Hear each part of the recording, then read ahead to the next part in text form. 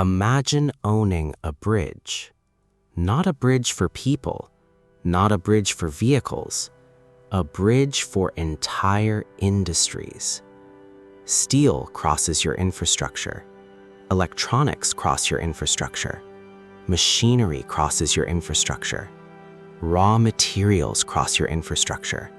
Finished products cross your infrastructure. Every day, every hour, every minute. You manufacture nothing, yet entire industries depend on your existence. For centuries, people admired factories, the machines, the workers, the products rolling off production lines. But hidden behind every factory, another system existed. A system determining where products go, who receives them, how quickly they move, and who profits along the way. Most people think manufacturing creates economic power. It doesn't. Manufacturing creates products, distribution creates leverage, and leverage determines who controls the flow. Today, we decode the blueprint behind the B2B wholesale gateway, a system transforming supply chains into infrastructure.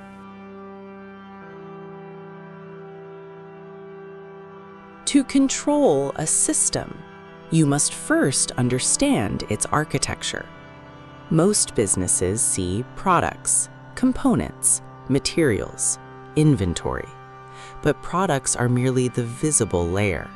Beneath the surface exists a much larger machine.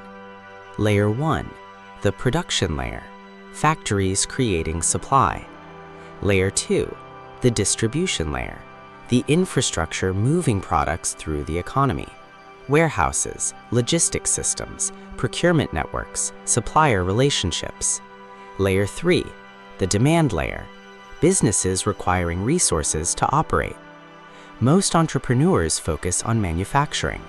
History repeatedly rewards those who coordinate manufacturing because factories require capital, distribution requires positioning. Factories create products, gateways control movement. Most people see inventory. The architect sees flow. Consider two businesses. The first manufactures a product. Revenue appears when that product sells. The second controls the gateway connecting thousands of manufacturers to thousands of buyers. Revenue appears whenever trade occurs. The distinction seems small. Its consequences are enormous. The manufacturer depends on production. The gateway depends on activity. The manufacturer competes against other manufacturers. The gateway benefits from competition. The manufacturer must predict winners. The gateway profits from participation. This creates extraordinary asymmetry. As industries expand, transactions increase. As transactions increase, the gateway strengthens, and every transaction reinforces its position. The strongest infrastructure businesses do not own every product. They own the routes through which products move.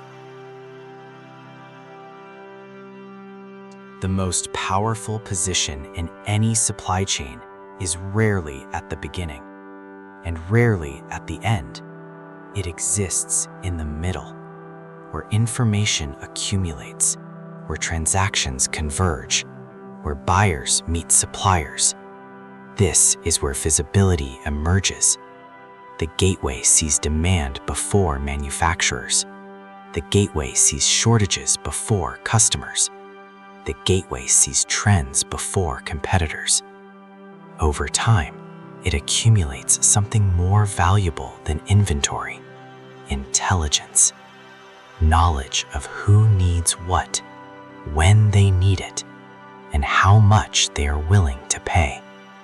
The strongest wholesale infrastructures understand this principle. They are not merely distributors. They become information networks. And information networks often become more valuable than physical assets themselves. This brings us to the blueprint. Most entrepreneurs ask, what product should I manufacture? A more powerful question exists. What flow can I coordinate? The strongest opportunities often emerge where supply and demand struggle to connect efficiently. Fragmented industries, procurement friction, discovery friction, logistics friction, trust friction. Build infrastructure around those bottlenecks, not around products, around movement. The customer does not care how the gateway operates. The customer cares about reliability, availability, speed, and certainty. The technology becomes invisible. The flow becomes valuable. And when flow becomes essential, the gateway becomes indispensable. This is where leverage emerges, not from producing goods, but from coordinating their movement. The industrial economy scaled production. The logistics economy scaled distribution. The platform economy is beginning to scale coordination itself. Most people see factories. Most people see products. Most people see warehouses. The architect sees infrastructure, a distribution layer, an intelligence network, a scalable utility. The technology will improve. The logistics will become faster. The visibility will become deeper. But the underlying principle remains unchanged.